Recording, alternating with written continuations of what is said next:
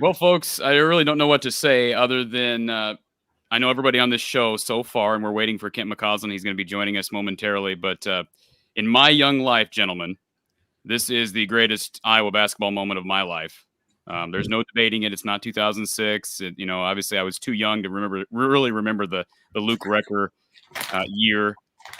Just to start with Gary, just how incredible has this run been these last 4 games, and to top it off with what I believe Iowa's best performance potentially of the year, and that's with making very few 3-point shots. Iowa just absolutely earned this championship. Yeah, I agree. I think they won the game with their defense. Absolutely. Very few easy baskets for Purdue. They forced 17 turnovers. They had to work for everything they got. They got big stops when they had to. And you knew they probably wouldn't shoot real well with being the 4th game in 4 nights. It's just chances are that's probably going to happen. So they had to win with their defense, and they did, which is really terrific. Just a great overall team effort. We had a lot of contribution from a lot of people off the bench, and Sanford hit a couple big shots. Just a lot of people contributed. So huge win. Let's go to you, JR. Just how you feeling right now, buddy? Feeling great. Feeling fantastic. I'm thrilled for the program. I'm thrilled for all those players. They put in a lot of hard work this year. I mean, it's like I said, the last time I was on, I was over there and I didn't think that this was going to be in the cards. So for this to happen, it is a lot of hard work, a lot of faith, a lot of just guys playing awesome. I'm thrilled for the program, thrilled for the guys. Excited for postseason play and the big dance. Absolutely. Les, your thoughts? Yeah, I thought it was a terrific game. I saw they got out rebounded by about 18, but they kept their turnovers down. I think under 7 turnovers. So it's kind of an extreme on kind of different statistical aspects. But man, what a big win, like JR said. And talk about momentum going into the tournament. Wow, it's just terrific. A lot of energy coming out of Iowa right now. And Gary, early on in this game, Iowa forced a lot, and some of them were unforced. I think we can acknowledge that. Purdue turnovers, and you just felt like Iowa wasn't quite taking advantage of those. A lot of good looks. Iowa was running good stuff, had good looks from Bohannon, from Keegan, and they just weren't falling. You felt like eventually they'd start to fall. You got those, I know maybe it was JR that alluded to Peyton Sandforth, those 2 big threes in that second half. Man, those were killer. How big was Peyton Sandford, Josh Agundale, and Joe T coming off the bench today? Joe T was terrific. And he brought a lot of energy. He had some great steals from the backside. Just playing hard. He was huge. The bench was big, and it's been big in this tournament. And when you play 4 games and four nights, you're going to need your bench to deliver. And the 2 big kids gave me decent minutes and hadn't played at all. Just unbelievable what contribution from everybody, and that's what makes it a great team victory. So I thought their defense, when they weren't making shots early, if they hadn't been playing defense, they could have been down 10, maybe more, and their defense kept them in the game. And then they started knocking some shots down, and then when Purdue made their run and took the lead, they got some stops after that. So just a huge effort. I really feel their defense won the game for them. I think it's we don't say that very often. So it's a huge step in the right direction. And guys, this was beginning to end. We've had games. I mean, I think of the second half of the Ohio State game where we were really impressed with the Iowa defense. I'm not saying they haven't put together 40 minutes all year, but JR, I don't think you could possibly argue that this was not the best defensive performance of the year. And let's remember that Purdue is the second best offensive team in the Big Ten behind Iowa. If you're looking at points per game and a lot of metrics, I know Ken Palm very high on the Boilermakers, and Iowa. I mean, to hold Purdue to 66 today, it just can't say enough about the defensive effort. Yeah, I mean, they buckled down. You could see some guys really taking on the challenge and trying to really keep those guys in front of them. And they run such good actions that there's 1, 2, 3, and then maybe sometimes a 4th option that's comes out of it. And they just stuck to it. They stuck to their assignments, and gosh, I mean, it's such a good win. Yeah, unreal. Yeah, I didn't see very many easy shots from Purdue. I mean, even the ones they made, were contested. They were not easy shots. I mean, they got a few, but I mean, just made them earn everything they got and gave them nothing easy and turned them over. I mean, you get 17 turnovers. That's a lot of turnovers. And that's what offset, getting out rebounded. So they're going to be fun to watch in the postseason. I'll tell you what, they're coming in at the right time. It's going to be interesting to watch for sure. I'm going to give Charles a shout out here. He says you and Coach Close called Iowa's Big Ten tournament champions. That's not true. I had Iowa in the this, Gary. I was 11-2 in my bracket picks. I called the Iowa Purdue meeting, but I had Purdue winning. Gary, you've called them all along. Now maybe you were just throwing it out there, but I can't prove that. I don't throw anything out, Corey. Only the truth comes out of my mouth. I told you to relax. I told you this tournament was over. You just didn't believe me. You just don't listen. I'm listening now.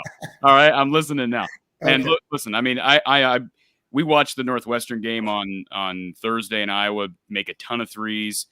I don't have the numbers in front of me crunching the last 3 games. They haven't shot the three all that great these last 3 games. I mean, those last few minutes against Indiana, they made some big ones, of course. But what does it say? Maybe we can take it to the big guy here, Les, as far as being able to win games like this as a Fran team that's usually predicated on scoring and 3-point shooting, be able to win 3 straight games with, you could say, subpar 3-point shooting. I noticed, like JR said, you gotta defend as a team, you gotta rebound as a team, and share the ball. And they did all those 3 things. Even though they got a rebound, they rebounded as a team. And I thought guys like Connor McCaffrey, his stat line doesn't look that great, but man, I thought he was the calming force most of the game. He was patient with the ball when there was runs. They had a chance. Purdue had a chance to kind of jump ahead a little bit, make a run. He did a lot of good things. And at the end of the game, he threw that full court pass to Keegan Murray. It was reminiscent of Brad Lohaus and Gary Wright back in 1987. I think you're probably not around yet, but yeah, it was great. I mean, it was just a terrific team effort, I thought. How about Connor's and one? Oh, that was how big was that? Going to bring that up. Oh man, the shot clock's winding down. He goes in against that big kid, gets him up in the air, and game's over. Is there a bigger guy to have fall on you than Trevion Williams? I mean, the body control necessary there for Connor to take the contact and then be able to go up and make the shot. Just you and Purdue, the fans were going wild at that point because momentum had shifted back to the Boilermakers. Most players would just throw up some crazy shot and hope it goes in. He was under control, used his shot fake to get the guy out of position and laid him to rest. So that was a big play. That reminded me of J.R. Koch back in the day. I'm curious your guys' opinions on this because during the pregame banter, I was listening to Andy Katz and Rafael Davis, some of those guys for BTN, and they were talking about how some coaches and players really don't like the Big Ten tournament. I know I've always been outspoken about how much I love it. Gary, were you a fan of the Big Ten tournament as a coach? Yeah, I liked it. I think I think it prepares you for the NCAA tournament. It's a chance to win a championship. It's terrific. I mean, these guys will tell you, terrific atmosphere. It's a big time atmosphere, and especially as you advance, you get into the semifinals and finals. That's an experience. These guys will remember this tournament the rest of their life. I guarantee you, no matter what they do in the NCAA tournament. It's a huge accomplishment. Yeah, I'll just say this: you'd love to get off the snide as it relates to the Sweet 16, but this makes this season a success, in my opinion. We've talked about not being able to have much success, no success in this tournament since 2006. This has been a long time coming. And just put this in perspective and to make me seem young, I guess. I was 10 years old in 2006, Gary. I had just turned 10 in 2006. Think about that for a second. I got you older than that. Youngster. Well, I appreciate you that, Les, but no, you'd be wrong. 10 years old in 2006, but I only had to wait 16 more years, but I think it was worth the wait. And I tell you, looking back now at that shot yesterday by Jordan Bohannon, can we all agree that the fact that what happened today kind of solidified that shot as one of, I'm not going to say it's the biggest shot in Hawkeye history, one of the biggest shots in Iowa history. And I'm saying this to a bunch of guys who played during some pretty fantastic eras of basketball. Yeah, I would agree. In the moment, it certainly was. There's no doubt. Yeah. But And that's what you Charles- got to have to advance and win things like that. You need to make shots like that and make plays like that. And hopefully there's a few more down the road. I know I've given my opinion, so I won't bore anybody, but Charles asked the question. I know the selection show, we're going to be on this show for about 7 more minutes, and I'm going to hop over to the bracket selection show. So hopefully everybody can join me over there. But Gary, JR, and Les, is the question here from Charles about seeding for Iowa. I know you guys aren't bracketologists per se. I'm thinking Iowa's probably a 5. There's no way they're a 6 at this point in my mind. Is there any way they can get to a 4? Yeah, I think there's a possibility. That's maybe not a high possibility, but that's an impressive run. And the fact they beat Purdue, that's going to probably be a 2 seed, is that's big. So wouldn't surprise me either way. Les? I definitely think it's possible. I think it's a more important. If they're a 4 seed, I wouldn't be surprised. If they're a 5 seed, that makes sense. But where they play their first couple of games, I think is probably more important. If they can get, I think they're going to be playing some games in Milwaukee. So if they can figure out a way to get to Milwaukee for the first couple of games, that might be a big positive. Is that possible, Gary? Because we were kind of dismissive of that notion. Yeah, I don't know. I think Wisconsin's going to go to Milwaukee just because of the higher seed. But we'll see. You never know. Charles says, JR, does Cooper feel like committing now? He did have some black and gold on today. So all right. It can't hurt, right? It can't hurt. You can try. Every little bit helps, right? Yep. Let me run through some stats these last couple minutes. And Iowa, we talked about struggling from outside, shot 29% from 3, 65% from the free throw line. Didn't shoot great from the line, but overcame a 48-30 deficit on the glass. But again, the 17 turnovers for Purdue were huge against Iowa's 6, and 13 steals for the Hawks, 4 for Purdue. That's a number you don't often see, and to give Joe Toussaint a lot of credit. And I think we're going to welcome in Kent McCausland into the mix, although his video is off. I think he's there. Kent, can you hear us? Well, it's about time. Hi, gentlemen. Sorry, a couple tweets, a lot of text messages coming in. So a couple tears here and there for the daddy from up above, maybe pulling some strings. I think so. Having a little Chips fun and here. salsa are out up there, aren't they? Chips and salsa, baby. Free for all. Kent, I just have to say, first of all, it's a pleasure to meet you. You and I have never met until this moment, but first of all, I know you've gotten a lot of this over the past month. My condolences to you. I can't imagine how this past month has gone, but I just want to say I can't imagine how proud your father would be right now. Just talk about that if you can, about what it's been like to watch this team these last 4 days.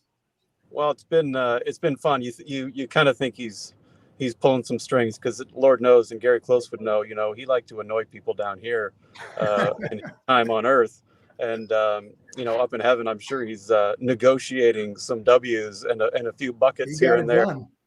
Something that he does well, and it's just been fun. I just think you look at this team and how they've come together. It's all in the kids and the coaching staff. I mean, I'm sure Mac is smiling down, but as you saw this season progress, you just saw them get closer and closer together and play better and better together. And it's just, he would have loved it. And I'm sure he's looking down and having a good time. Yeah, no doubt. Guys, what's the ceiling for this team? We've talked seeding. We'll find out here in a few minutes. This is the last thing I want to ask you, and I'm going to let you guys do what you need to do. But let's just talk about the ceiling for this team. Is this a team can make a run to the Elite Eight, or is that jumping the gun? I mean, obviously Sweet 16 is the real big goal because they haven't been there since 99. But maybe we can start with Leslie. What's the ceiling for this team right now?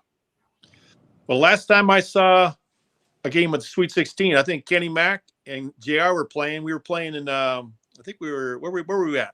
Where did you guys play the Sweet 16? Was that in Arizona? Arizona. Yeah. I mean, I think this team's going to go to the Sweet 16. I do too. So they got the momentum, and they got some guys. I don't know. I think got a special group of players right now, reminiscent of 1999. So it's going to be exciting to see where they play. the first couple games, and then it'd be exciting to see if they can advance. Yeah. Is there a team that Iowa can't beat right now, Gary?